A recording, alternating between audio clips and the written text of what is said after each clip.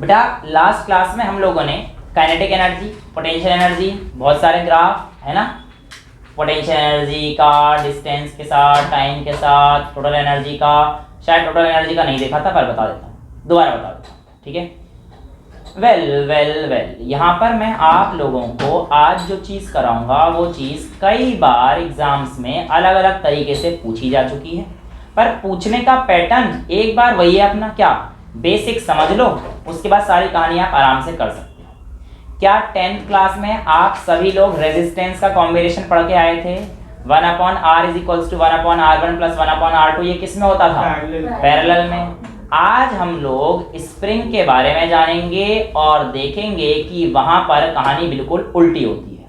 Sir हमने भी school में पढ़ा था, हमें बताया था रेजिस्टेंस का उल्टा कर देना और आपका जो सीरीज में होगा वो 1/, होके आएगा और जो पैरेलल का होगा वो डायरेक्ट। लेकिन बेटा भरोसा रखो, मैं आप लोगों को रटने के लिए नहीं बोलूँगा, आप लोगों को बताऊँगा कि किस तरीके से हमारे पास चीज़ें आई हैं, ठीक है। यहाँ तक तो कोई दिक्कत नहीं है, ठीक है। अब शुरू करते हैं। पहले तो मैं आप लोगों को ये बता दूं, देखो काइनेटिक एनर्जी का क्या फॉर्मूला आया था बेटा, बताओ एक बार। 12mv² और v की वैल्यू क्या थी हमारे पास? a omega cos omega t। तो यहाँ पे बस रिकॉल करा रहा हूँ, बहुत तेजी से चलूंगा यहाँ पर, ठीक है। 1/2m v² की जगह a² ओमेगा² cos² omega t, right, ये कहानी आई थी। और ये m ओमेगा² का मैंने क्या लिखा? k। तो काइनेटिक एनर्जी आया था 1/2 k a² cos² omega t। Kinetic energy versus time का ग्राफ कॉस के साथ वेरी करता था, मैंने आपको करा दिया था पूरा, याद है ना, कोई दिक्कत तो नहीं है, ठीक है। अब देखो ऐसे पोटेंशियल एनर्जी 12kx² आई थी बेटा, और x की वैल्यू जो हम लोगों ने स्टार्टिंग से लेट करके चली है, क्या लेट करके चली है? a sin omega t। तो यहाँ पे मैं लिख सकता हूँ a² sin² omega t, right. यानी कि काइनेटिक एनर्जी ग्राफ किसके फंक्शन के साथ जाएगा? कॉस के। और पोटेंशियल एनर्जी किसके साथ जाएगा? साइन के, ठीक है। ये चीज तो हम लोगों ने देखा था। तो अब यहां पर आप लोगों को एक दो चीजें और बताई थी मैंने कल आपको। ये जो कहानी थी ये वाली किसकी थी? डाउनवर्ड वाली। काइनेटिक एनर्जी के माइनस दूसरा वाला फॉर्मूला भी था, काइनेटिक एनर्जी बराबर 1/2 k times of a² - x²। ये भी तो कराया था मैंने आपको। तो ये कहानी बताई थी ना, यहाँ पे ये सब कांस्टेंट है तो x के साथ वेरी करेगा, और काइनेटिक एनर्जी -x² के साथ है तो हमारे पास क्या आएगा? Downward parabola. और पोटेंशियल एनर्जी इसमें 12kx² आती है। पोटेंशियल एनर्जी कितनी आती है? 12kx²। तो पोटेंशियल एनर्जी का ग्राफ कैसे जाएगा? Upward parabola. तो ये आ जाएगा बेटा अपवर्ड पैराबोला, ऐसे, ठीक है। तो ये मेरे पास क्या थी? पोटेंशियल एनर्जी, और ये मेरे पास क्या थी? Kinetic energy. अब टोटल एनर्जी क्या थी बेटा हमारे पास? कांस्टेंट। तो ये वाली जो लाइन है ये देखो, ये हमेशा कांस्टेंट रहेगी, और ये लाइन किसकी है मेरे पास? टोटल एनर्जी की है। क्लियर है? अब मैंने आप लोगों को kinetic energy as a function of distance ये बना के दिखाया, kinetic energy as a function of time. Time बेटा यहाँ पे टाइम का ग्राफ बनेगा, काइनेटिक एनर्जी का ये टाइम, तो ये कॉस का ग्राफ बनता है। तो काइनेटिक एनर्जी का ध्यान सुनना इस चीज को, कॉस के साथ ध्यान से देखिएगा, ग्राफ मैंने आपको कल ही बताया था ये ऐसा नहीं बनेगा, क्योंकि तो cos ओमेगा t का बनेगा, लेकिन काइनेटिक एनर्जी के केस में स्क्वायर है, तो स्क्वायर मतलब जो नेगेटिव वैल्यू सारी क्या हो जाएंगी? पॉजिटिव वैल्यू हो जाएंगी बेटा। तो नेगेटिव वैल्यू, क्योंकि नेगेटिव का स्क्वायर क्या होता है? पॉजिटिव। तो इसका ग्राफ कुछ इस तरीके से बनेगा, राइट। ये किसका है बेटा मेरे पास? काइनेटिक एनर्जी वर्सेस टाइम का, काइनेटिक एनर्जी वर्सेस टाइम का ग्राफ है बेटा। और पोटेंशियल एनर्जी वर्सेस टाइम का जो ग्राफ बनेगा वो कैसे बनेगा बेटा? साइन के स्क्वायर के साथ वेरी करेगा। तो बेसिकली इसमें ये ग्राफ बन जाएगा मेरे हिसाब से, तो है ना, ऐसा चलेगा। समझ में आ रहा है ना? तो जहां पर ये मिनिमम वहां पर ये मैक्सिमम, ऐसे ग्राफ आपको बनाना है। तो ये वाला जो ग्राफ आएगा किसका आएगा? पोटेंशियल एनर्जी का। और ये ग्राफ किसका आएगा? पोटेंशियल एनर्जी का। तो मैं क्या मना कर रहा हूँ, ये किसका आएगा? काइनेटिक एनर्जी का, है ना। टोटल एनर्जी का graph constant, total energy is equals to constant. यहां तक कोई डाउट, कोई दिक्कत तो नहीं है? ठीक है। बट यहां पर मैं आप लोगों से दो तीन चीजें पूछना चाहता हूं। सर क्या पूछना चाहते हो? मेरी बात सुनो। अगर मैं नॉर्मल वेलोसिटी का ग्राफ बनाता हूं तो वेलोसिटी का ग्राफ आपके साथ टाइम के साथ cos ओमेगा टी यानी कि कुछ इस तरीके से ऐसे फंक्शन करते ऐसे जाएगा ना बेटा, ऐसे जाएगा। और मैंने आपको जब पूरा ऑसिलेशन समझाया तब मैंने आपको बताया था मीन, एक्सट्रीम, एक्सट्रीम मीन, ये मिला के एक ऑसिलेशन होता है। अब इस एक ऑसिलेशन को देख लो कैसे होता है। तो आप कहोगे सर आप कहना चाह रहे हो जीरो से प्लस ऑफ ए, जीरो से plus of A to minus of A to zero, ये कहानी है ना। यानी कि जब आप जीरो से जीरो जाते हो तो आप एक बार प्लस के फैक्टर एक बार माइनस के फैक्टर दोनों को होकर जाते हो। हाँ सर कुछ कुछ पल्ले पड़ रहा है। यहां पर देखना जरा, ये जीरो से गए, अगर मैं आपके पास बोलूंगा तो वापस जीरो आते समय आप लोगों के पास ये वैल्यू आई है, ये हाफ। देखो यहाँ के बाद साइकिल रिपीट होगी ना पूरी, तो बिल्कुल सेम ग्राफ आपको दिख रहा है, चार पार्ट, 1 2 3 4, ये जीरो, ठीक है। अब यहाँ पे कहीं पे इसका प्लस है, यहाँ पे कहीं पे इसका माइनस है, यहाँ पे जीरो। ये कहानी क्लियर आती है, इसमें तो कोई दिक्कत वाली चीज है, ठीक है। अब मैं आप लोगों से कहता हूं वेलोसिटी टाइम ग्राफ तो ये है, ठीक है, बट मैं अगर आपसे बोलूंगा स्पीड टाइम ग्राफ क्या होगा तो आप कैसे बनाओगे? तो क्या आंसर यही रहेगा? हाँ सर, नहीं सर ये नहीं रहेगा। क्यों नहीं रहेगा? सुनो, वेलोसिटी के केस में आप यहां पर नेगेटिव शो कर सकते हो, नेगेटिव शो कर सकते हो, लेकिन अगर आप स्पीड की बात करेंगे तो स्पीड के केस में आप लोग नेगेटिव नहीं लिखा। स्पीड का भी नेगेटिव पढ़ी है क्या यार? स्पीड तो एक स्केलर क्वांटिटी है, तो यानी कि ये ग्राफ स्पीड के लिए तो गलत है, स्पीड के लिए तो गलत है बेटा। अब देखो, अगर इसी को मैं ग्राफ को स्पीड टाइम ग्राफ करूंगा, बहुत अच्छा क्वेश्चन पूछने वाला हूं इधर 1 सेकंड के अंदर, मैं 1 सेकंड मतलब इस टॉपिक को समझाने का। स्पीड टाइम ग्राफ बनाऊंगा तो ये नीचे है कर्व, ये बिल्कुल ऊपर आ जाएगा, फिर ऊपर, फिर नीचे वाला ऊपर। क्या आपको ऐसा कर्व दिखा? ये रहा, ये रहा ना, ये नहीं ये रहा, ये वाला कर्व। हाँ, तो स्पीड का कर्व कुछ ऐसा आएगा, ये ऐसी कहानी होगी, ऐसी कहानी होगी ना। अब देखो जरा, जब आपके पास वैल्यू थी maxima zero, sorry maxima zero, maxima से जीरो और फिर मैक्सिमा हो गई, दिख रहा है ना। फिर यहां से ये हो गया और फिर यहां से देखो वापस से जीरो और फिर मैक्सिमा। तो देखना जरा यहां पर, ये बिल्कुल जो चीज हुई है यहां से लेकर यहां तक की चीज हुई है ना, यहां से लेकर यहां तक की चीज जो बीटी ग्राफ में हुई है वही चीज यहां से लेकर यहां तक स्पीड टाइम ग्राफ में हुई है। लेकिन एक चीज ध्यान रखो जरा, यहां पर जीरो से मैक्सिमा पहुंचने के लिए इसको पूरी एक साइकिल यूज करनी पड़ी, लेकिन ये तो इतने में 2 साइकिल कंप्लीट कर चुका। हाँ दिख रहा है सर कुछ कुछ ऐसा। देखो, जीरो से मैक्सिमा, फिर जीरो से मैक्सिमा, जितनी देर में ये एक बार मैक्सिमा पे पहुंचे, देर में 2 बार मैक्सिमा पे पहुंच गया। हाँ, वो cos स्क्वायर का ग्राफ है। कॉस स्क्वायर का ग्राफ नहीं, वो स्पीड का ग्राफ है। चाहे उसे आप कॉस स्क्वायर कह लो, मुझे उससे मतलब नहीं है, पर मैं आपको स्पीड पूरी दिमाग लगा रहा हूं यहां पे, पूरा सोचने पे मजबूर कर रहा हूं तुम लोगों को एक एक बात। समझ अगर आ रही है तो, और नहीं आ रही तो क्लास छोड़ के भाग जाओ, फिर मैं नहीं कर सकता कुछ भी।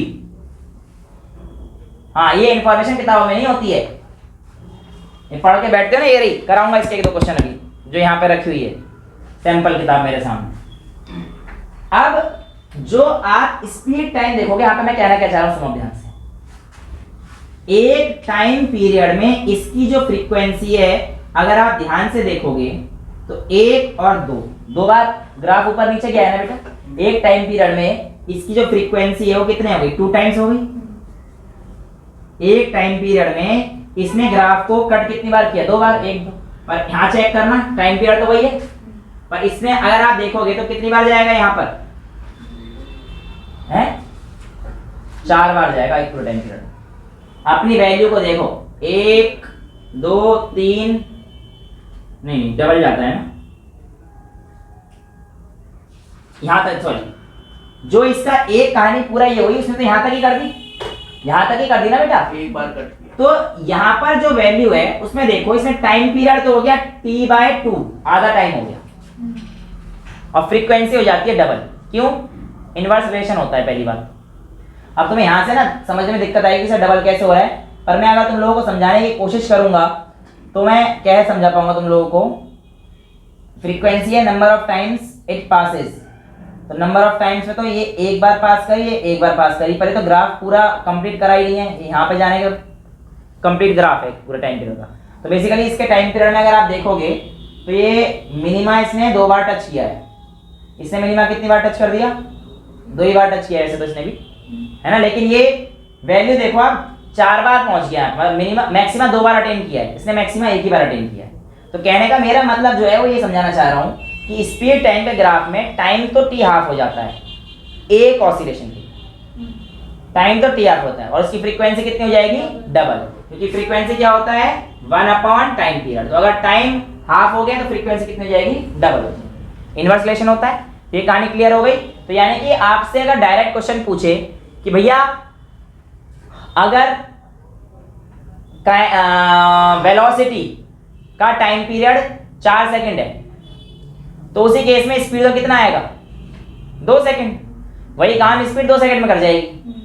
समझ में आ गया ना, ऐसे, क्योंकि जल्दी करेगा ना, स्पीड ऊपर ही ऊपर चल रहा है, स्पीड नीचे तो जा ही नहीं रहा। क्लियर है, तो उसका टाइम पीरियड कम और फ्रीक्वेंसी डबल।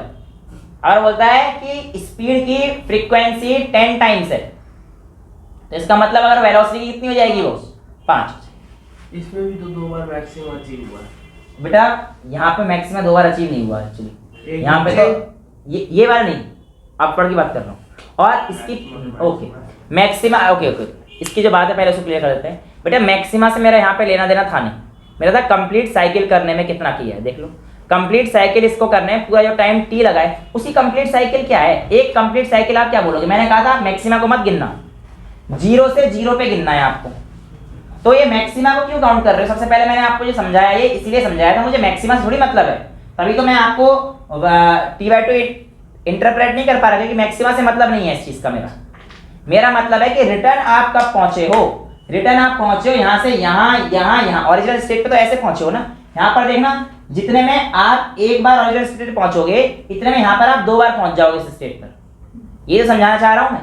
और ऐसा कब होगा, जब आपका टाइम पीरियड कम, यानी कि जब आप कम टाइम लोगे उस चीज को करने में, तो इसलिए इसकी फ्रीक्वेंसी डबल हो जाती है और टाइम पीरियड हाफ हो जाता है। ठीक है, टाइम पीरियड हाफ होने का मतलब उसकी फ्रीक्वेंसी बढ़ गई, यानी कि वो काम जल्दी कर रहा है।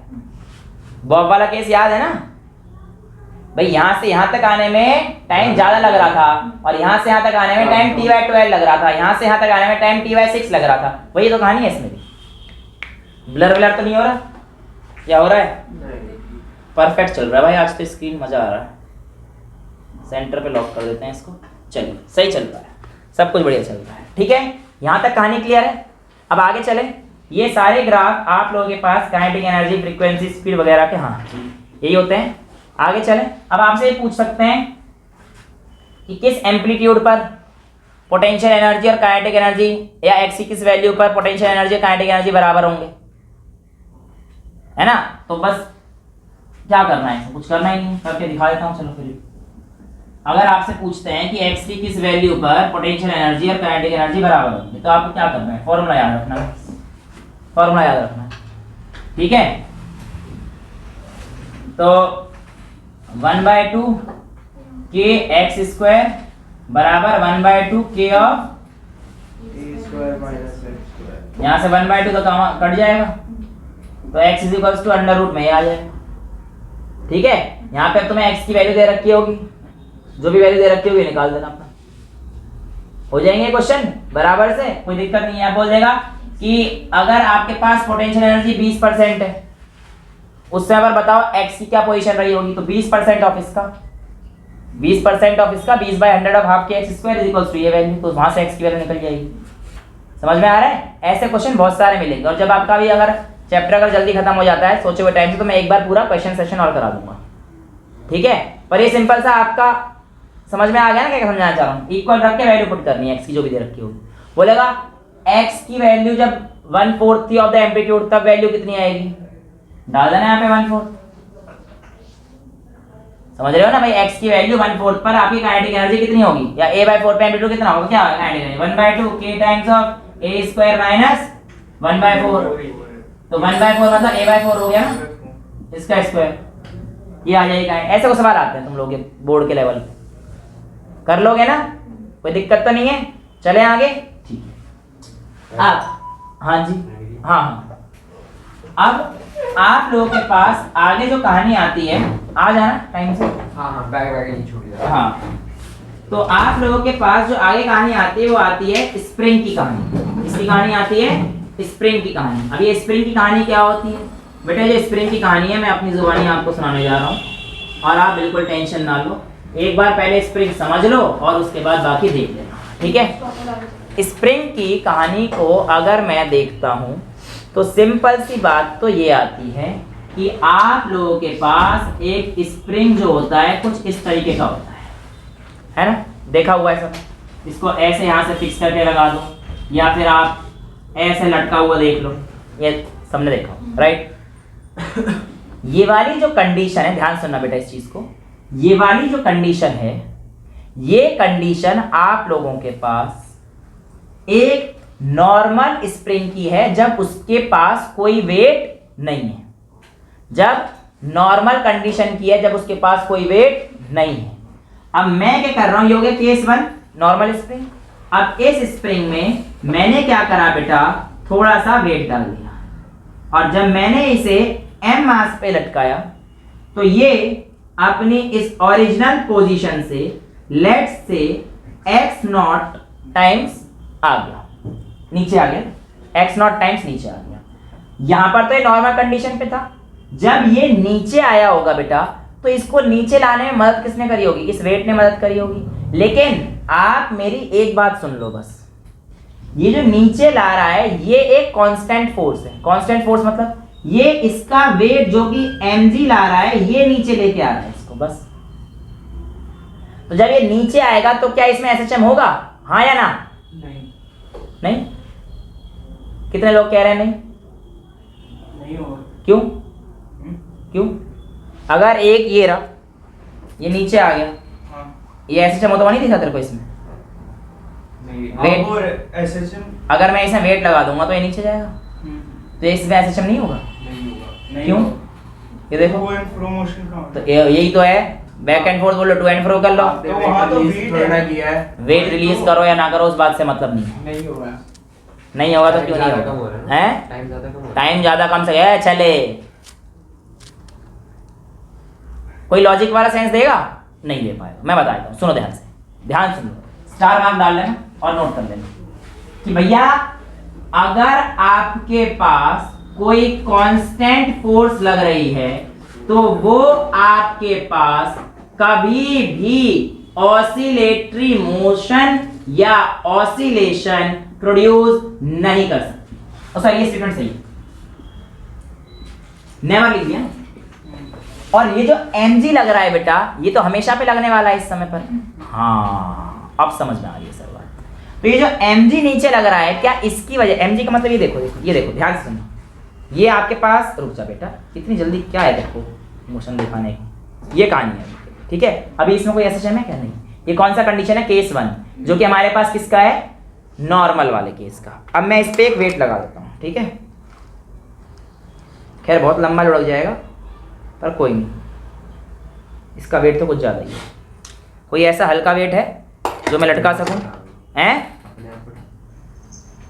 वाह। अभी बेटा ये जो तेरा गुड्डा है ना, मतलब तेरी चाबी का गुड्डा, ये मार्कर का कैप लगाया जा सकता है ना? ध्यान सुनना, बड़े कॉन्सेप्ट है यार अपने, मतलब बताएंगे तो मैं तुम्हें नॉर्मल उससे बता, मार्कर तो बेटा नीचे चला जाएगा, मार्कर तो बेटा नीचे चला जाएगा। अब देखो नॉर्मल कंडीशन से थोड़ा सा कुछ तो ऊपर आएगा ही आएगा ये, राइट? ये देखो ये थोड़ा सा नीचे गया उसने, ठीक है? अब ये किसकी वजह से गया? इसके वेट की वजह से गया है। तो पहले ये कुछ यहाँ तक था, लेट से भाई मैं कैप हटा दूंगा तो ये कंडीशन यहाँ वाली थी, और जब मैंने कैप लगाया उसके बाद ये यहाँ पहुँच गया, ठीक है? ये mg हो गया। मेरी बात, इस कैप की वजह से इसमें एक्सेलरेशन, सॉरी SHM नहीं हो रहा। अब ध्यान सुनो, मैं इस कैप को कौन से डिस्टेंस से खींचा है मैंने? x0 से। अब मैं इस कैप को फर्दर खींच रहा हूं, क्या इसमें अब SHM होगा?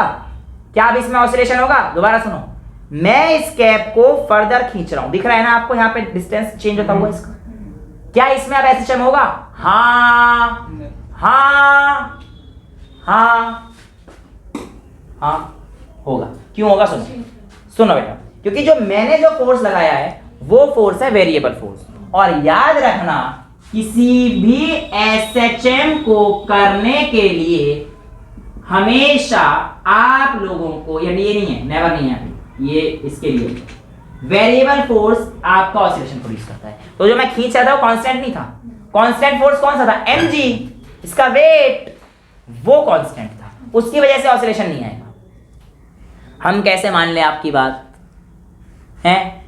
चलो थोड़ा बहुत हमें समझ में भी आया कि अगर आप यहाँ से कहना चाह रहे हो उसमें यहाँ पे कर लिया, उस समय कुछ नहीं है, लेकिन जब आप उसे और खींच दोगे तो ये ऊपर नीचे होगा। और ये टू एंड फ्रो जो आप दिखा रहे हो ये ऑसिलेशन है, ये एसएचएम है। हाँ प्रूफ तो कर दो सर, तब तो आपकी बात मानेगी। हाँ ठीक है, ठीक है, सुन लो अब मेरी बात। नहीं ऐसे ही मान लिया। मान ली तो बेटा घर चला जाओ। भाई किस किस को प्रूफ देखना है? बाकी सबको देखना है ना बेटा, जा सकता है। दरवाजा मैं खोल के आऊं? बैठा है बस। अब सुनो, कहानी क्या हुआ कि आपने इसको अब और ज्यादा खोल दिया। क्या mg बदला? नहीं, बस आपने इस x नॉट से फर्दर और खोल दिया सच दैट ये डिस्टेंस x हो। हो, समझ आ रहा है ना बात क्या चल रही है? कोई दिक्कत तो नहीं है ना किसी को? ठीक है, मेरी बात सुनो, मेरी एक बात सुनो, बस एक चीज देख लो।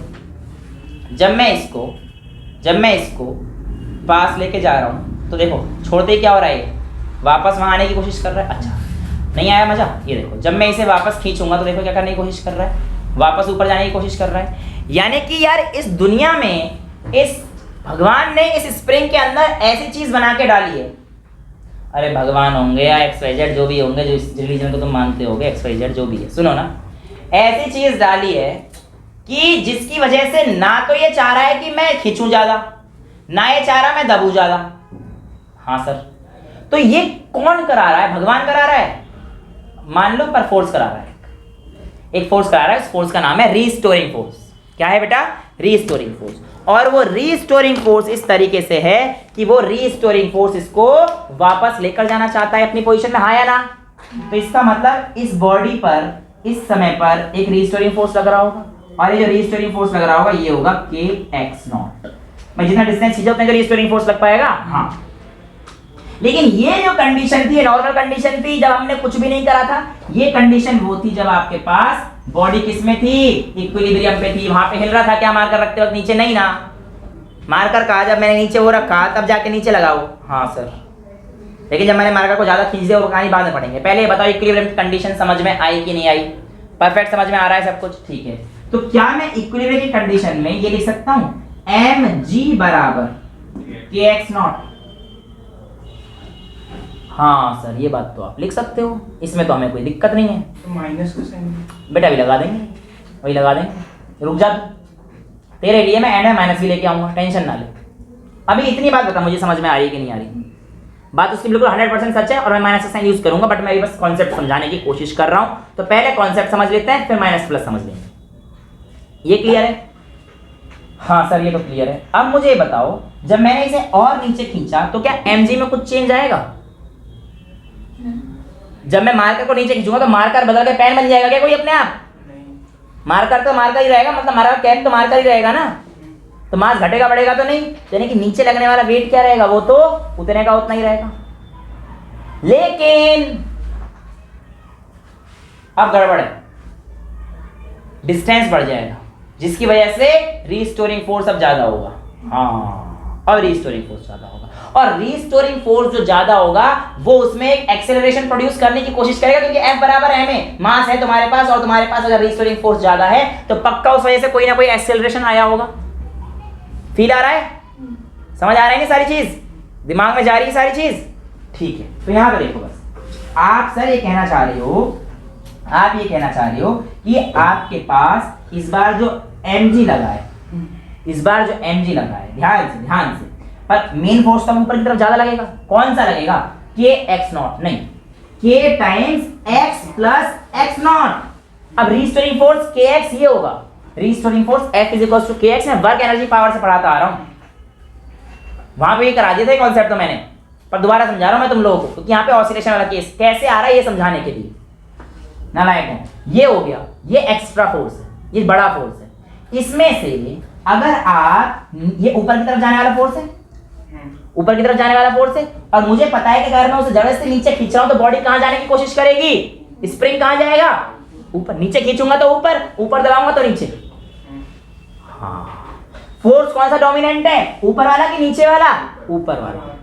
तो बॉडी में अगर अनबैलेंस फोर्स आ जाता है तो बॉडी के पास टेंडेंसी होती है कि उस नेट फोर्स की वजह से उसके अंदर क्या प्रोड्यूस होगा? एक्सीलरेशन प्रोड्यूस होगा। हाँ सर, पल्ले पड़ रहा है सर, पल्ले जा रहा है सर, जा रहा है, अंदर जा रहा है, दिमाग के अंदर जा रहा है। k times x plus x not minus mg बराबर हो जाएगा ma। क्या किसी को इसमें कोई डाउट है? पक्का क्लियर है? हाँ सर, समझ आ रहा है, समझ आ रहा है सर, समझ आ रहा है। अच्छा, इसको मल्टीप्लाई करना, kx प्लस के एक्स नॉट माइनस mg बराबर ma। बेटा क्या है, किसी में इसको दिक्कत है? जल्दी बता दो यार। पानी की बोतल का देखा जरा आसपास कोई हो तो, ये तो झूठी होगी शायद। नहीं है, ठीक है बेटा, इसे एक बार भर ले आना। चलो इसी कर लो, देखो ध्यान से, देखो ध्यान से जरा, मजे देखो तुम। अरे सर ये क्या कर रहे हो? kx not mg। अबे ये देखो, शुरुआत के इक्विलिब्रियम कंडीशन में बताया है मैंने तुम्हें। सर इसका मतलब kx बराबर ma हो गया और a बराबर k by m into x. हाँ सर, लेकिन तो पहली क्लास में कराया था आपने, तो बता दिया था मैं उसी दिन। हाँ बेटा, लेकिन ये वाली फील नहीं दी थी ना मैंने तुम्हें। अबे गधे, ये तेरे को मैं तब से देख रहा हूँ, मैंने बॉब पढ़ाया है।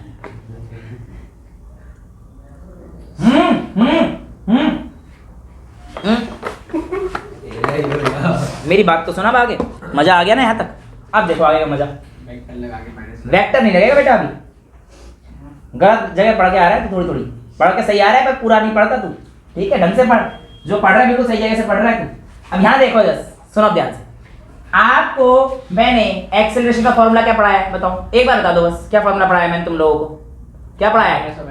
F is equals to minus omega square x. अगर आप इसको इससे कंपेयर कर दोगे तो आप ये बताओ ओमेगा की वैल्यू क्या आ जाएगी? k by m। अब आपसे पूछता है टाइम पीरियड ऑफ पेंडुलम, ये spring, time period of spring. और सर ये t is equal to 2 pi by omega. Omega is t पूछा है ना, और ओमेगा k बाय m, तो t is equals to 2 pi under root m by k। याद करो जरा, mass factor of spring factor upon mass factor inertia factor, पहले ही क्लास में कराया था आप लोगों को। हाँ सर, ये तो कराया था आपने। ये टॉफी कौन खा रहा है? इधर दे, इधर दे। क्लास में तुम्हें पता है टॉफी अलाउड नहीं है, च्युइंगम अलाउड नहीं है, फिर भी खाते रहते हो। अभी छील के और रखी अब तूने, गलत बात नहीं है, मैं फेंक दूं?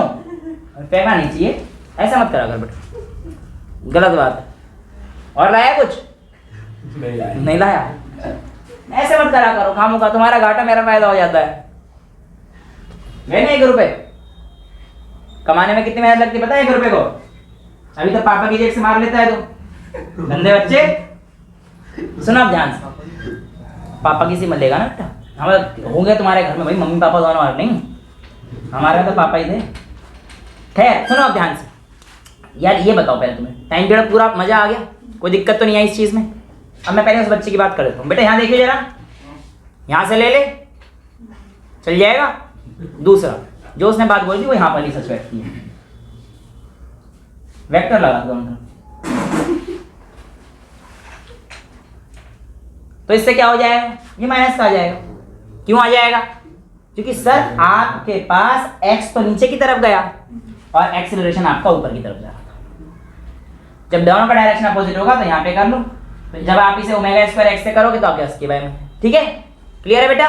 तो ये जो आपके पास वैल्यू यही आएगी, लेकिन जहां पर बोलना था वहां पे बोलना था। सही हो रहा था, उस बच्चे ने मजाक कर रहा था। ठीक है बेटा, ये टाइम पीरियड वगैरह सब चीज क्लियर है इसका, स्प्रिंग का कोई दिक्कत तो नहीं है। अब यहाँ पर हम लोग पढ़ेंगे आप लोगों के साथ क्या, कि कॉम्बिनेशन ऑफ स्प्रिंग। क्या पढ़ेंगे बेटा हम लोग? Combination of spring. ये क्लियर है? निकाल लोगे ना बेटा? ये पूछते हैं कि टाइम पीरियड ऑफ स्प्रिंग निकाल के दिखाइए, पर उससे पहले मैं आपसे 2-3 चीजें पूछ लेता हूँ, 2-3 चीजें पूछ लेता हूँ, ध्यान से सुनना। बहुत बढ़िया, बहुत ही बढ़िया सवाल है, दिमाग में आ रहा है, मेरे दिमाग में आ रहा है।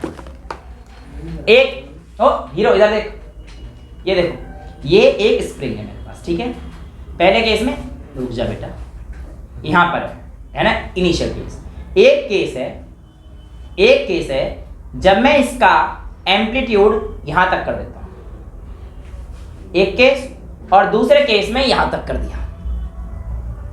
मैं एक केस में यहाँ से छोड़ूंगा एक, और दूसरे केस में यहाँ से छोड़ूंगा। ओहो, टाइम पीरियड किसका बड़ा होगा, टाइम पीरियड किसका ज्यादा होगा? पहले वाले केस में। क्यों? एक्सेलरेशन कम था। एक्सेलरेशन कम था। डिस्टेंस तो दोबारा देख ले एक बार ढंग से, टाइम पीरियड एक बार यहाँ से छोड़ रहा हूँ सर, ये देखियो कितनी तेजी से दूसरे केस में आएगा। ये रहा, इतनी हाइट है, मेरी हाइट थोड़ी छोटी है, काम चला रहा। अब बताओ किस में ज़्यादा लग रहा है? बराबर ही लगेगा यार, एक्स पे डिपेंड नहीं करता शायद उसके हिसाब अबे गधो, ये देख लो एक्स पे डिपेंड ही नहीं करता। क्या शायद कर रहा है?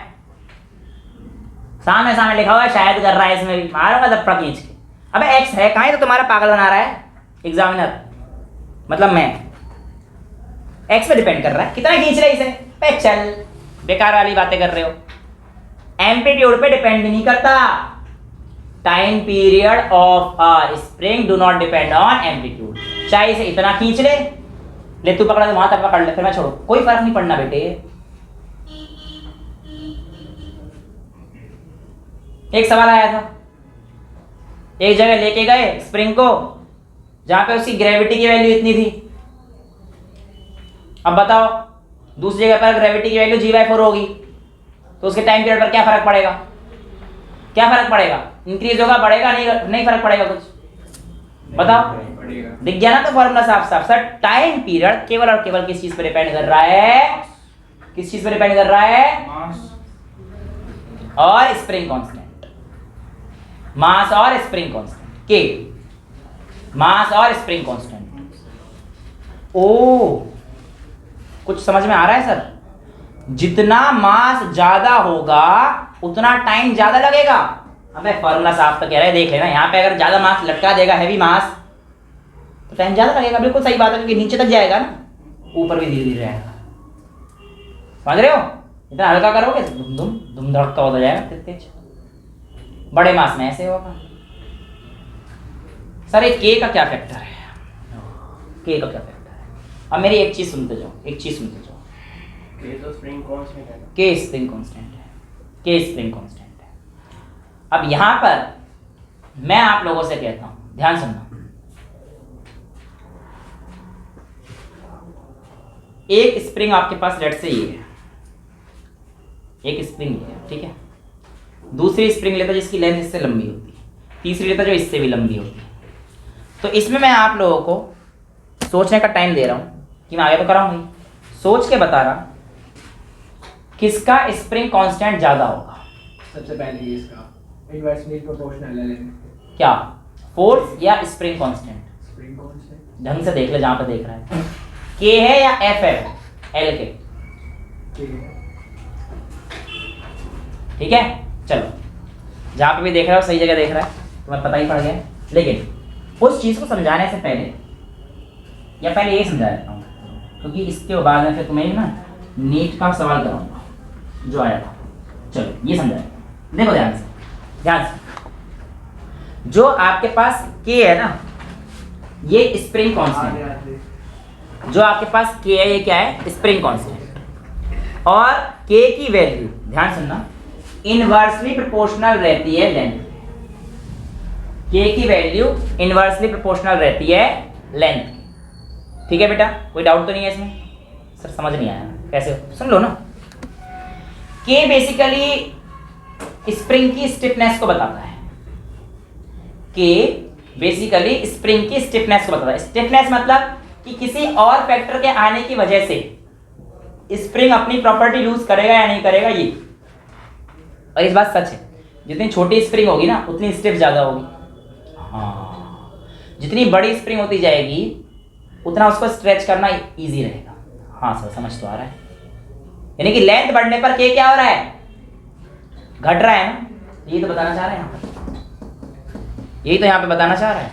हाँ सर इमेजिन हो गया।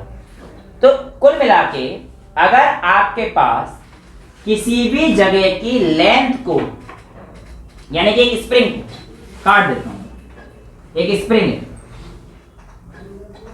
इस स्प्रिंग को अगर मैं यहां से काट के इसको L/2 कर दूं और इसको L/2 कर दूं, तो इसका जो स्प्रिंग कांस्टेंट है वो बढ़ जाएगा घट जाएगा या उतना ही रहेगा?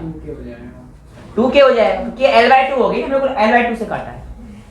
अब सेम ही रहेगा बेटा, अब सेम यार। यहाँ पे तो जो मैंने दो फैक्टर बोले थे वो थे ही ना, यहाँ पे तो साफ साफ आपको दिख रहा है लेंथ कम हो गया, तो लेंथ के बढ़ने कम होने की वजह से k बढ़ेगा, और जितने फैक्टर से ये कम हुआ है उतने से बढ़ेगा।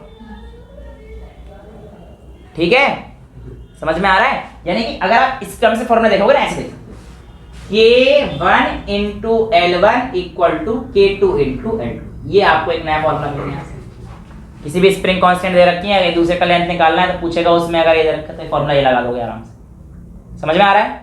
कोई दिक्कत तो नहीं है ना इसमें? अब सुनो, इसके हिसाब से अगर इनिशियल इसकी हमारे पास K डैश जो निकाली जाएगी वो कैसे निकालोगे?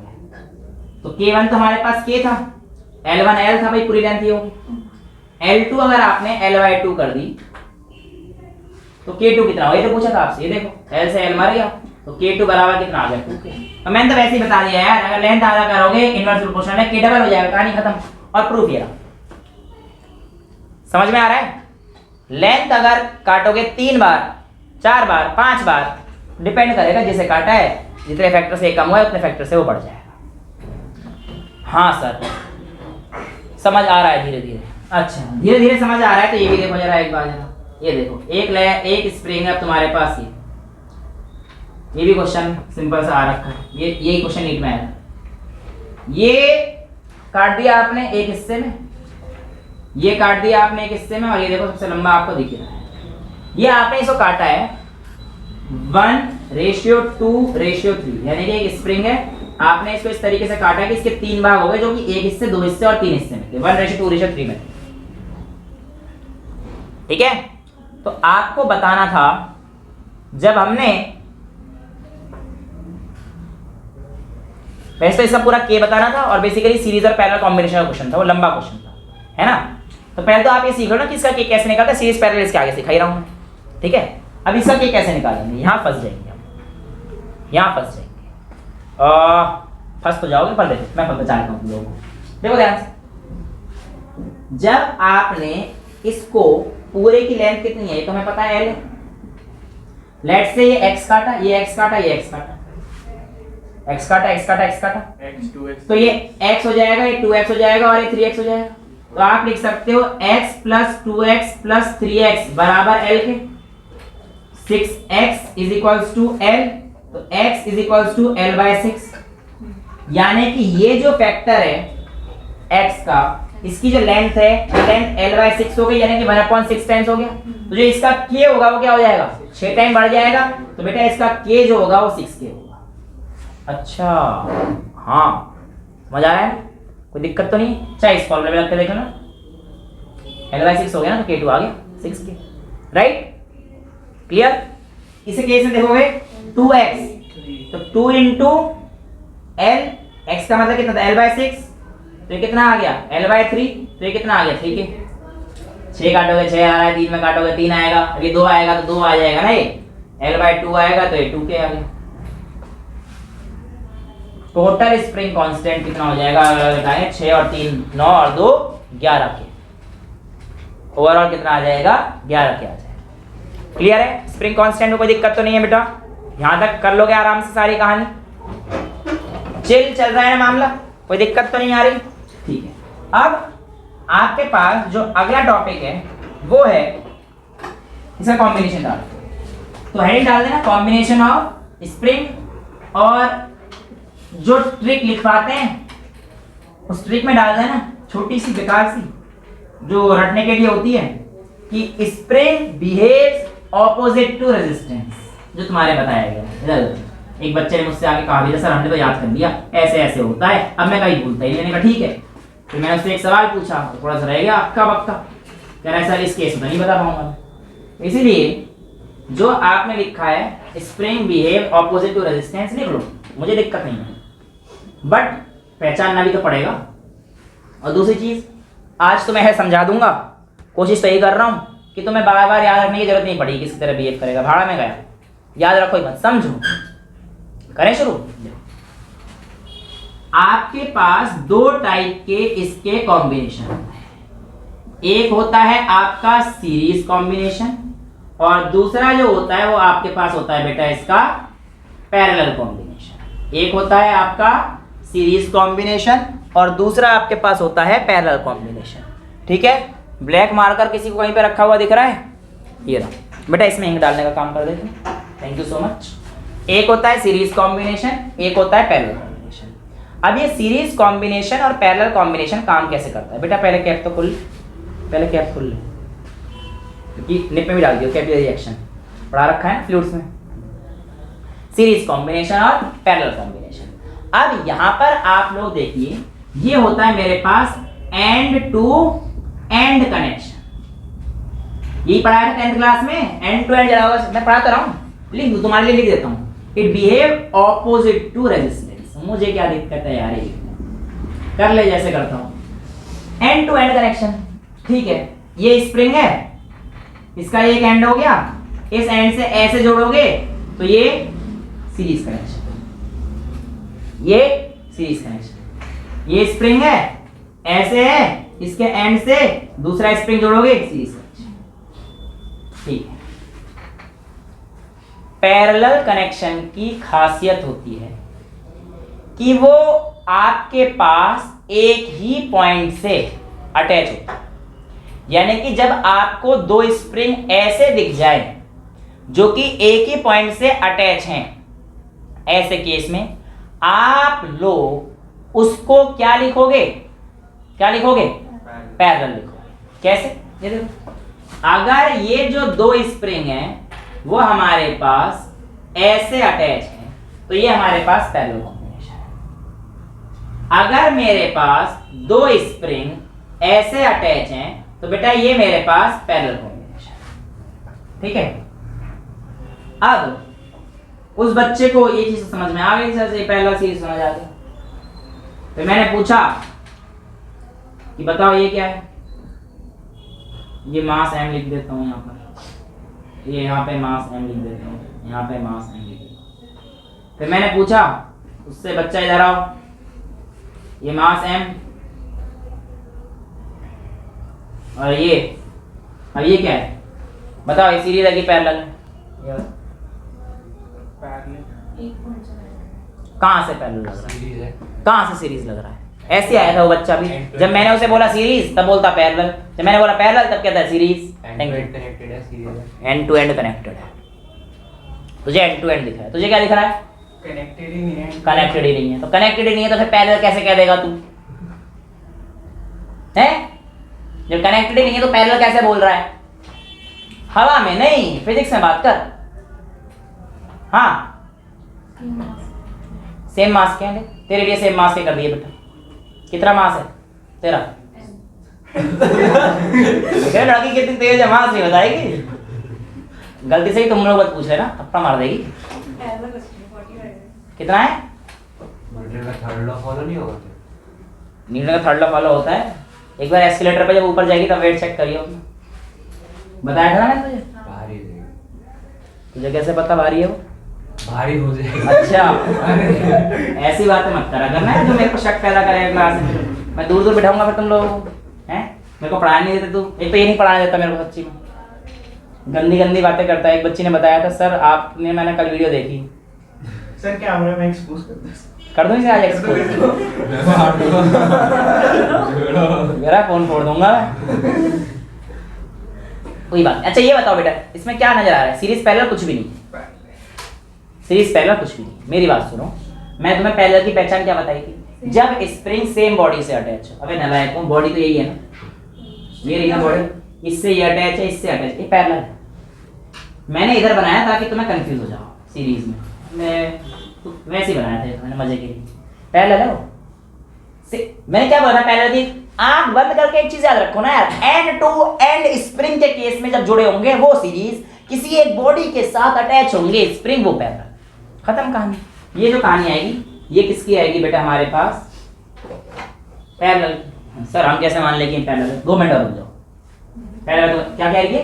यही तो बना था। अच्छा, अब सुनो मेरी बात। स्प्रिंग फोर्स में अब आप अगर इसको F से खींचते हो, अगर आप इसको F से खींचते हो, ठीक है, तो बेटा ये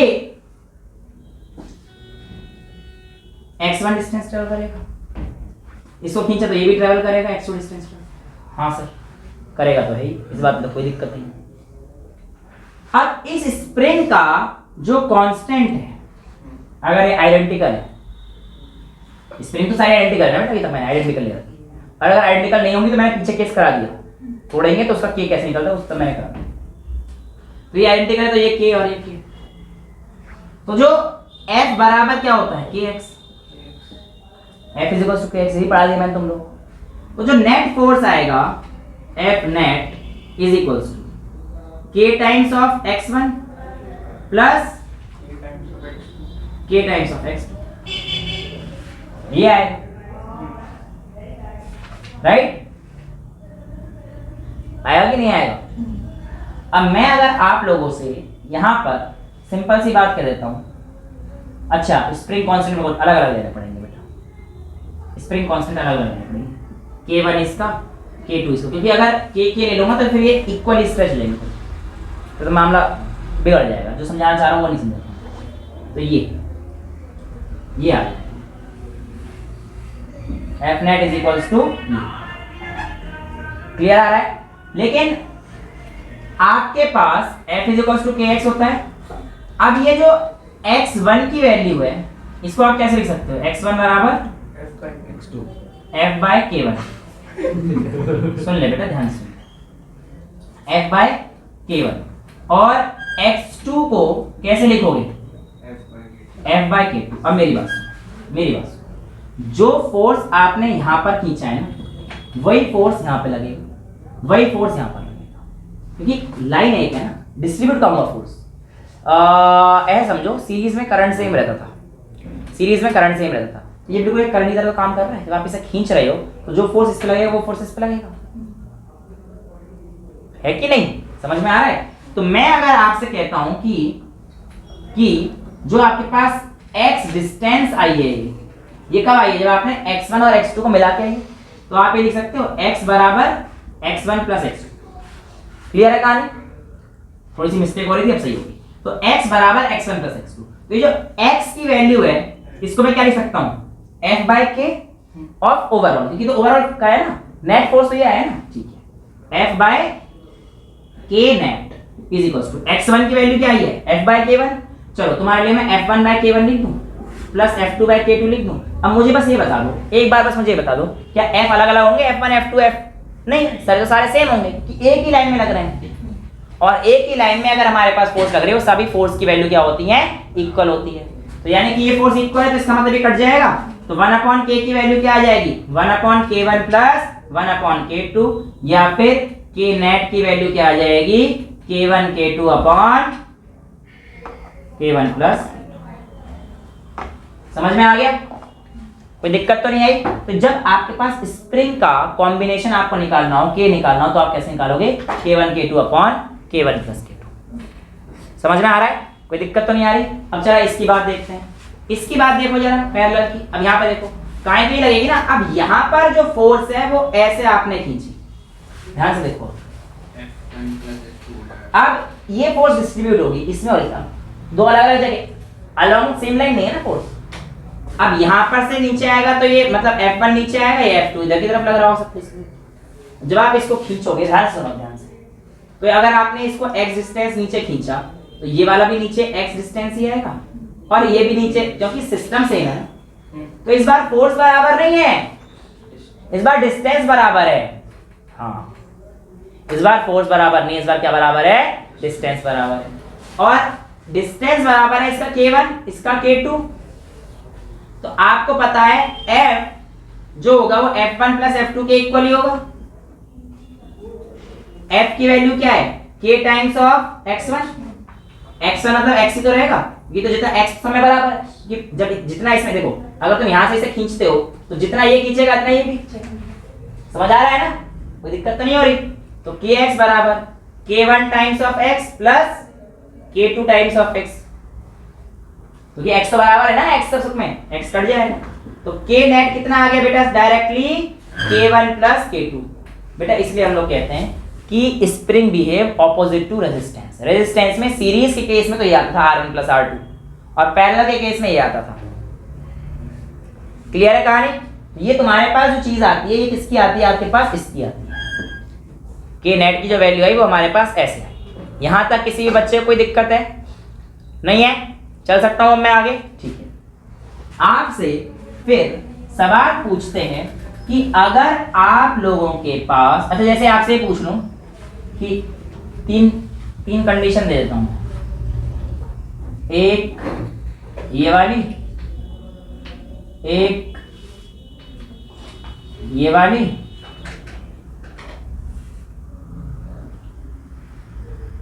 ठीक है, एम एम, और एक ये वाली।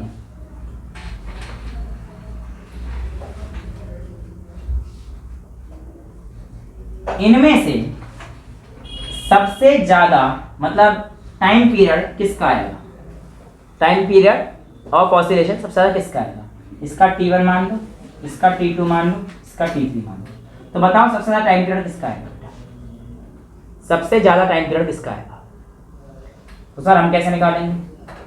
प्रोवाइडेड है कि इन सबका मास जो है इक्वल है। तो देखो मैंने आपको बताया था कि टाइम पीरियड का फॉर्मूला होता है 2 pi under root m upon k। जब मास बराबर देते 2 पाई कांस्टेंट, मास कांस्टेंट हो गया, जो फर्क पड़ेगा वो k की वजह से पड़ेगा। अब k जिसका ज्यादा होगा उसका टाइम पीरियड क्या हो जाएगा? कम हो जाएगा। k जिसका ज्यादा होगा उसका टाइम पीरियड कम हो जाएगा। अब देखो इनमें सबसे कम k किसका है? तो बेटा k सीरीज में, तो ये लगाओ, देखो ये सीरीज में है, ये दोनों तो बिल्कुल सेम है, पैरेलल में है, तो यानी कि T1 बराबर तो T2 के हो जाएगा। और इनका जो k आएगा ये आएगा k1 प्लस k2, और सीरीज में k बढ़ जाता है, सॉरी पैरेलल में k बढ़ जाता है, सीरीज में k नेट कम हो रहा है। अच्छा सर हमें कैसे यकीन होगा? ऐसे करो, ऐसे करो, लेट से इनकी 1 1 वैल्यू लेता हूं मैं, स्प्रिंग k की वैल्यू 1, तो पैरेलल में देखो पहले 1 प्लस 1 कितना आ गया बेटा? पैरेलल में 2 आ गया। अब ये चीज अगर सीरीज में होगा तो 1 into 1 अपॉन 1 प्लस 1 ये आया था ना, k1 k2 upon k1 plus k2, final result तो ये आया था। तो कितना हो जाएगा? 1/2। देखो ना ये कम हो रहा है ना बेटा k, तो सीरीज में k कम हो रहा है, k कम हो रहा है तो टाइम पीरियड क्या हो जाएगा? इसका ज्यादा हो जाएगा, k कम टाइम पीरियड ज्यादा। तो आप कहोगे T1 बराबर तो होगा T2 के, और ये सबसे ये भी ज्यादा है इसका। क्लियर? कोई डाउट तो नहीं है इसमें? चल जाएगा। अब आपसे अगर छोटे मोटे क्वेश्चन और एक दो क्वेश्चन और, गिनती के 2 क्वेश्चन इसे कॉम्बिनेशन करा देता हूं, और एक दो क्वेश्चन तुम्हारी किताबों से करा देता हूं, उसके बाद तुम्हारी छुट्टी कर दूंगा। ठीक है? ठीक है, बोर तो नहीं हो रहा कोई? चल रहा है? मजा आ रहा है क्लास में? ठीक। अब देखो ध्यान से बेटा, यहां पर मैं आप लोगों से कह रहा हूं कि इसका बताओ नेट कॉम्बिनेशन कितना आएगा। ये एम लटका दिया, ये एम लटका लिया, तो इसका नेट कॉम्बिनेशन कितना आएगा बताओ? कोई बताएगा? सबकी वैल्यू सबकी वैल्यू 1 ले लो। हाँ देखो बेटा m क्यूब नहीं होगा बेटा इस बार, अपॉन 2 के हो जाएगा भाई। देखो 2/3 ये हो गया। हाँ के 2/3 देखो नेट k निकालना है ना आपको, तो ये तो सी पैरेलल में है, तो पहले पैरेलल को खत्म करो, तो k प्लस k इसका तो हो गया 2k। अब 2k के साथ ये किस में हो गया? सीरीज में, तो सीरीज में कितना आ जाएगा? 2 into 1 अपॉन 2 प्लस 1, तो कितना आ गया? 2/3 k आ गया ना, तो t is equals to 2 pi under root m by k आ गया। नकल के लिए अकल चाहिए बेटा, t is equals 2 pi under root m by k आ गया। तो बेटा यहाँ पर हमारे पास k की नेट वैल्यू कितनी आ गई? 2/3, तो t बराबर हो जाएगा 2 pi under root 3m by 2k। ये जो नेट आंसर है ये, ठीक है? तो इसका टाइम पीरियड है टोटली आ जाएगा इस कॉम्बिनेशन का।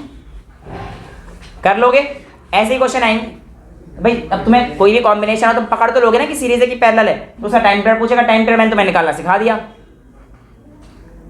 एक्सप्रेशन मैंने सबसे पहले आपको एक्सप्रेशन तो निकालनी सिखाई थी, है कि नहीं? अब एक क्वेश्चन देता है कि एक बॉडी है, उसका मास 0.2 kg है, वो स्प्रिंग से लटका दिया गया है, वो स्प्रिंग से लटका दिया गया है, ठीक है। और स्प्रिंग कांस्टेंट की जो वैल्यू है वो आपको दे रखी है, लेट से चलो 10 ले लेता हूं, ठीक है। ये लटका दिया, तब उसके पास जब आपने नहीं ये भी दिया था, ये हैंग ऑन इस पे, ठीक है। नहीं क्वेश्चन बदल दिया मैंने, तुम्हें क्या पता लग गया, मेरी मर्जी, मैं कुछ भी कर दूं। अब तेरी नकल काम नहीं आएगी। जब उसमें mass of 0.02 kg when further added on it, यानी कि इस पे मैं इतना मास और ऐड कर देता हूं, इतना मास इस पे मैं ऐड कर रहा हूं, ठीक है। तो it produces extension, it produces extension of 10 centimetre, चलो ठीक है। Find time period when additional mass of 0.02 kg is removed, when additional mass of 0.02 kg is removed। तो ये कहानी है, कैसे करोगे, कोई आइडिया दे पाएगा जल्दी से बताओ भाई। देखो सिंपल सी बात है, अगर कॉन्सेप्ट क्लियर हो तो चल रहे हैं ना। तो मैंने यहाँ पे क्वेश्चन लिख दिया तो तुम्हारे दिमाग में क्लिक कर जाना चाहिए कि यहाँ पे सर इसका सॉल्यूशन ऐसे हो। ये होती है ढंग से पढ़ाई। इसके लिए आपको घर से पुराना टॉपिक पढ़ के आना पड़ता है, और आगे जो सर पढ़ाए, अब तुम्हें पता तो है जो तुम्हारे पास रेफरेंस बुक है उसी के सीक्वेंस से मैं चल रहा हूँ, थोड़ा सा पढ़ के आ जाया करो, ज़्यादा अच्छे से समझ में आ जाएगा, राइट। इसका है कोई जवाब किसी के पास? नहीं। अब सुन सर, इतना तो हमें पता पड़ गया है, टाइम पीरियड का फॉर्मूला लगेगा T = 2π√m/k, बस हमें तो इतना पता है। लेकिन हमें कहीं से भी k की वैल्यू दिखने का कोई सोर्स नजर नहीं आ रहा। mg = -kx, mg = -kx, कौन सा mg, कौन सा mg? जब मैं वेट ऐड कर देता हूँ तो कौन सा m लेगा? 0.2 + 0.02 करके लेगा या सिर्फ 0.2 लेगा? ऐड कर। तो बेटा तेरा आंसर गलत हो जाएगा। अब सुन, मैंने तुम्हें बताया था जो हमारे, सुन मेरा कॉन्सेप्ट ध्यान रख के चलना, जो हमारे पास बॉडी पे पहले से ही वेट टंगा हुआ था कैप का, क्या उसकी वजह से कोई ऑसिलेशन आई थी? जब ऑसिलेशन नहीं आई तो उससे टाइम पीरियड क्यों निकाल रहा है वे? मैंने तो ऐड करके बोला। क्यों निकाल रहा है ऐड करके? ऐड होगा ही नहीं। जो टाइम पीरियड आया है वो किसकी वजह से आया बेटा? सिर्फ और सिर्फ इसकी वजह से आया ना बच्चे। याद कर क्या था? एडिशनल वेट आने की वजह से तब स्ट्रेच हुआ है नीचे, हाँ, तब ऑसिलेशन हुआ है, हाँ। तो इसीलिए ये वेट तो ऐड करना ही मत, गलती से भूल के भी भूल मत कर दियो। तो इसलिए जब तुम mg = kx रखोगे ना, इसमें x, मैंने क्या बोला था यार तुम लोगों को? ऑसिलेशन किसकी वजह से आता है? एडिशनल फैक्टर, वेरिएबल वाले की वजह से। और जिसमें जो वेरिएबल का काम किया वो किसने किया? बहुत अच्छा क्वेश्चन है ये। बच्चे गलती कर देते हैं कि सर दिस + दिस = kx, ना, ये तो पहले से ही था ना, इसकी तो बात ही नहीं करी। फिर सर इसका काम क्या है? इसका काम है, बताऊंगा अभी तुम्हें। mg = kx, इससे मास कौन सा आएगा बेटा? 0.02 इंटू 10 = k। x कितना है? 10 सेंटीमीटर, तो 10 को 100 करना पड़ेगा इंटू 10/100, यहाँ से k की वैल्यू आ जाएगी। अब जब आपने k निकाल दिया तो क्या k की वैल्यू किसी और चीज पे डिपेंड करेगी? उसकी ऑसिलेशन इधर होने से डिपेंड करेगा? नहीं, टाइम पीरियड तो निकालना है। तो सर t = 2π√m/k। अब बेटा जब तुमने ये वाला मास हटा दिया ना, तो यहाँ पे जो मास आएगा अब ये सिर्फ और सिर्फ 0.2 है। तो ये जो दो मास देकर कंफ्यूज करते हैं बच्चे, यहाँ से kx में ये गलती कर देता है, 2.02 मतलब 0.202 निकाल के तब अपना आंसर सॉल्व करता है ना। गलती नहीं करनी, समझ में आ रहा है? 0.2 और 0.02 0.22 लेके सॉल्व करेगा, ऐसे गलती मत करना, ठीक है? कुछ किताबों में ये गलती है जहां तुम देख के आए होगे। वेरिएबल मास की वजह से, वेरिएबल मास तो नहीं है, कह रही वेरिएबल मास तो अलग ही कॉन्सेप्ट हो जाएगा, वो तो खैर कुछ ही केस होते हैं, जैसे रॉकेट प्रपल्शन हो गया, या बलून से गैस निकल रही है, वो वेरिएबल मास कॉन्सेप्ट है। वेरिएबल की वजह से जो केस आएगा उसकी वजह से जो एसिस्टेंट उसको कंसीडर में लेके आएंगे हम लोग। ठीक है बेटा, ये कहानी क्लियर है। एक क्वेश्चन था यार, वो मेरे को बहुत ही अच्छा लगा था, और आज का बेशक से बेशक मैं लास्ट क्वेश्चन करा दूंगा, पर एक क्वेश्चन जरूर कराऊंगा क्योंकि मेरे को एक ही क्वेश्चन था जो अच्छा लगा तुम्हारी इस किताब का। ठीक था मतलब वो क्वेश्चन, तो मुझे पसंद आया तो मैं कराने का सोच रहा था, लेकिन अब जो है मिलेगा या नहीं मिलेगा, मिलेगा या नहीं मिलेगा, मिल तो जाना चाहिए। हाँ रुक जा, हट रहा हूँ, साइड हो जाओ करता रहता है। अच्छा, ये जो ग्राफ बनाया था मैंने केई और उसका, ये तो मैं बता ही दिया था ना, ये वाला तो बता दिया ना, केई वाला ये बता दिया था ना जी, और इसे टोटल एनर्जी का ये बता दिया था जी। है ना। हाँ, कुछ ऐसा नहीं होना चाहिए तुम घर पे जाके पढ़ो और तुम कह दो कि सर आपने ये नहीं कराया। हाँ ये रहा। एक क्वेश्चन है, मैं इसको ना आसान शब्दों में फ्रेम कर देता हूँ। आसान शब्दों में क्या मैं इसको उड़ा दूँ, है ना। सारे कॉन्सेप्ट समझ में आ रहे हैं बेटा, पैरेलल कॉम्बिनेशन और इसके वगैरह वगैरह के। देखो बहुत मतलब एक क्वेश्चन ऐसा लगा जो मेरे को कराना चाहिए था, इसलिए मैंने करा दिया। ठीक है, इसलिए मैंने करा दिया, अदरवाइज नहीं कर देता। कहता है, छोड़ो सुनो, मैं तुम्हें समझाता हूँ। एक आपके पास एक रोटेटिंग टेबल है, ये क्या है, रोटेटिंग स्टूल है।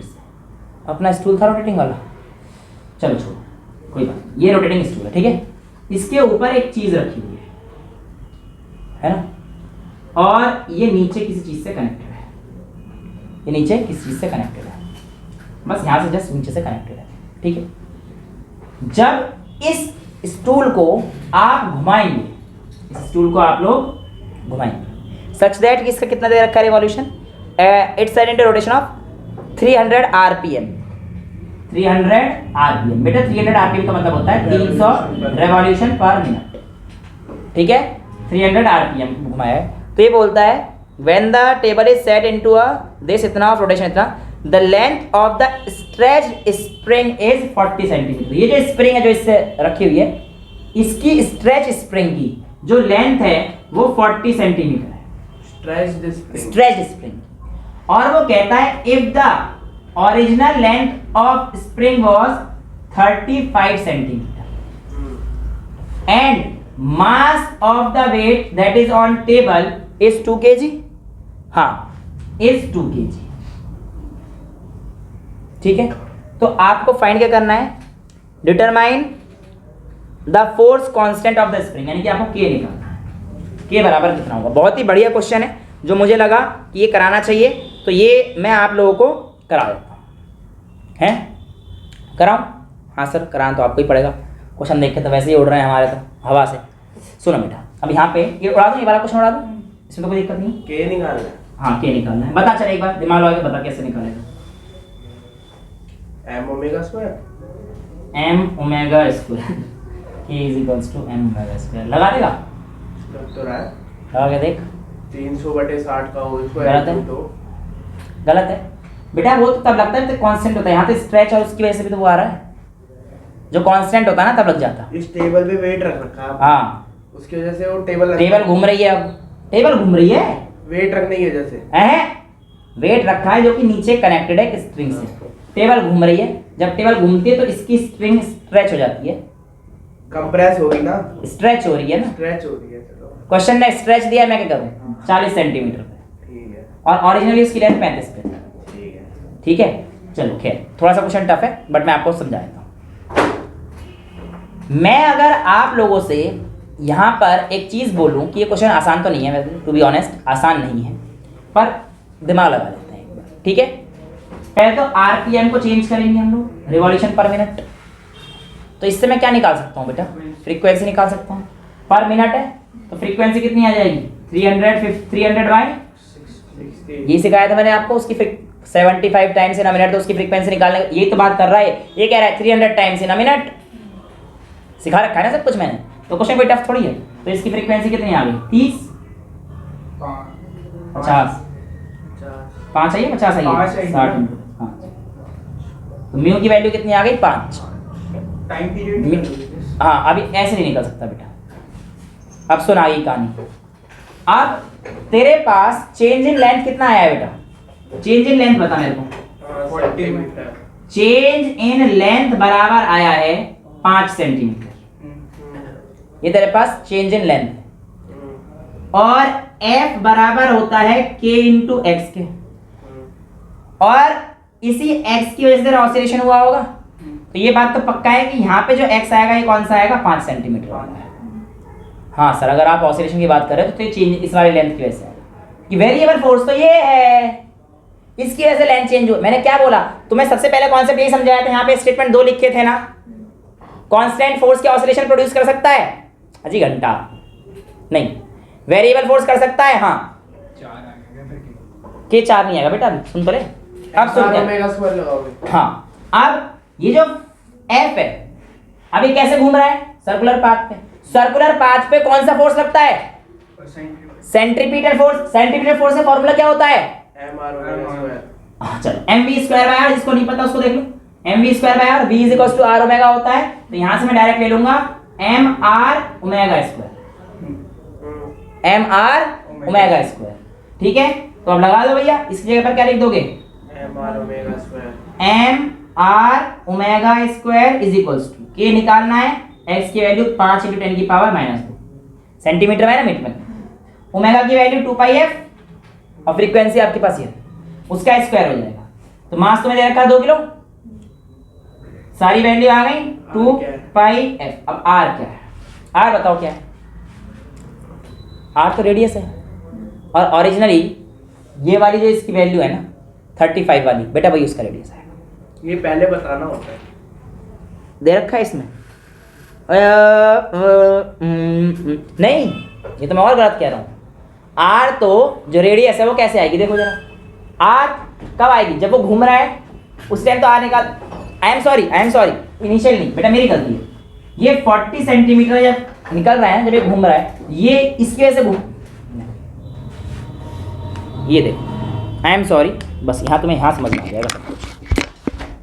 चार्जर ये देख, ये है ना, अब मैं अगर इसके यहाँ पे कोई चीज़ रख कर, यहाँ पे रख के अगर इसको घुमाता हूँ, तो ये किसकी वजह से घूम रहा है, सेंट्रीपिटल फोर्स की वजह से घूम रहा है ना। और जो पूरा सर्कल है वो तो ये कंप्लीट कर रहा है ऐसे, पर ये तो यहाँ से है ना ये, और ये क्या हो जाएगा उसका रेडियस। तो रेडियस कौन सा आएगा, ओरिजिनल वाला या स्ट्रेच वाला, स्ट्रेच वाला, क्योंकि स्ट्रेच वाले की वजह से पूरा कंप्लीट घूम रहा था। हाँ, स्ट्रेच वाले की वजह से घूम रहा था ना बेटा, 35 सेंटीमीटर कैसे नहीं घूम रहा, जो स्ट्रेच हुआ उसकी वजह से वो रोटेशन कर रहा है। समझ में आ गई ना कहानी। तो r की वैल्यू कितना लोगे, 40 centimetre. Very very very beautiful question. m r की जगह पर ही डाल देना, अब तो आ ही गया यार आंसर। तो k is equals to m r omega f और is equals to k 5 into करना, बाकी सब तो मैं निकाल दिया, ठीक है। तो ये कहानी अगर आप कर लेंगे तो आपके पास आ जाएगा। यहाँ तक तो मुझे नहीं लगता कि आपको कोई दिक्कत आनी चाहिए, बिल्कुल परफेक्ट है, कोई दिक्कत वाली चीज़ है ही नहीं, कर लोगे, कोई दिक्कत तो नहीं आएगी। तो ये था आप लोगों का ऑसिलेशन का टॉपिक। अब जो छोटे मोटे क्वेश्चन रह गए हैं डैम के ऑसिलेशन है, यूट्यूब वाले, अभी तो खैर रहेगा ये थोड़ी बहुत चीज़ें है ना, वो करेंगे अगली क्लास में। अभी 2-3 क्लास लगेंगी इसके लिए। आज के लिए इतना ही रखते हैं। That's all for today, thank you so much.